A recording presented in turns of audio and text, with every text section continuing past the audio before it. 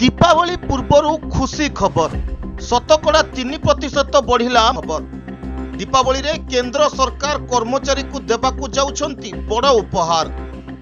केंद्र सरकार कैबिनेट बैठक रे कर्मचारी एवं पेंशन भोगी महंगा भत्ता वृद्धि करने निष्पत्ति नैछंती। महंगा भत्ता 3% वृद्धि पाइछि।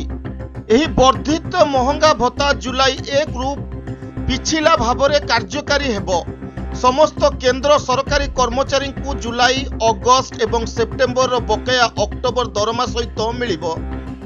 सरकार दीपावली पूर्व लक्ष लक्ष कर्मचारी को एक उपहार देइछंती। महंगा भत्ता 3% वृद्धि पाइछि। सप्तम वेतन आयोग मुताबक समस्त केंद्र सरकार कर्मचारी सहित पेंशन भोगी यह लागू हेबो।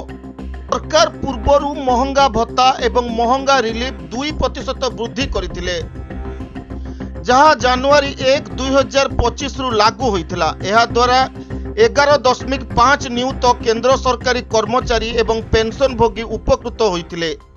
एही वृद्धि परे महंगा भत्ता मूल दरमार 53% रु 55% को वृद्धि पाइला। एबे 3% बढ़िला परे महंगा भत्ता मूल दरमार 58% को वृद्धि पाइछि। Bureau report, Harshika media.